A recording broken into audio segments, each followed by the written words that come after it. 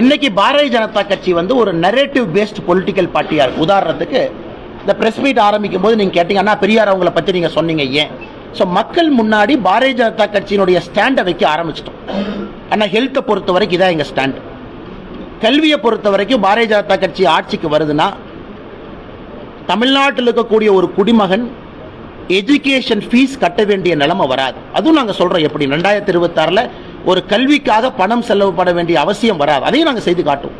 நாங்கள் ஸ்டாண்டை வந்து இந்த யாத்திரை முடியும் பொழுது எல்லாத்தையும் தெளிவுபடுத்தியிருப்போம். இன்னும் நாங்கள் ஹெல்த்தை தொடல, கல்வியை தொடல, டெல்டால் அதுக்கு நாங்கள் ப்ளூ பிரிண்ட் கொடுக்குறாங்கன்னா இப்போதைக்கு வந்து நம்ம ஆன்மீகத்தை தொட்டிருக்கோம், கரப்ஷனை தொட்டிருக்கோம்.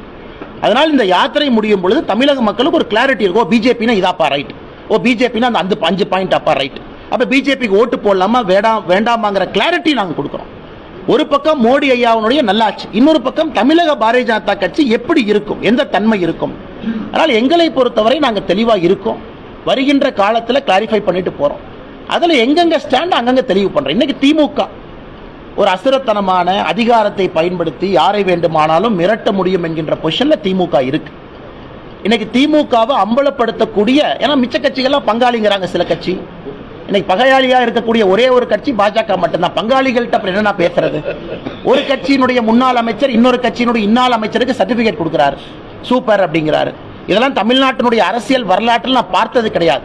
இந்த கட்சிக்காரங்க அந்த கட்சிக்காரங்க கல்யாணத்துக்கு போனாவே கட்சி விட்டு தூக்கிடுவேன்னு சொல்லக்கூடிய தமிழகத்துல முதலாக பாரதிய ஜனதா கட்சியை எதிர்க்க வேண்டும் என்கின்ற மனோபாவத்தில் சில கட்சியினுடைய அரசியல் தலைவர்கள் இன்னொரு கட்சிக்கு சர்டிபிகேட் கொடுக்கிறாங்க.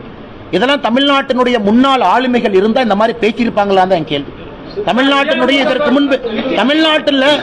இதற்கு முன்பு இருந்தக்கூடிய ஆளுமைகள் இருக்கும் பொழுது பேசாத பேச்ச இன்னைக்கு அரசியல் கட்சியில சில தலைவர்கள் பேசும் பொழுது அவர்கள் பங்காளிகளா, உண்மையாலுமே திமுகவுக்கு பகையாளி யாருன்னு பத்திரிகை நண்பர்கள் நீங்கள் முடிவு செய்ய வேண்டும்.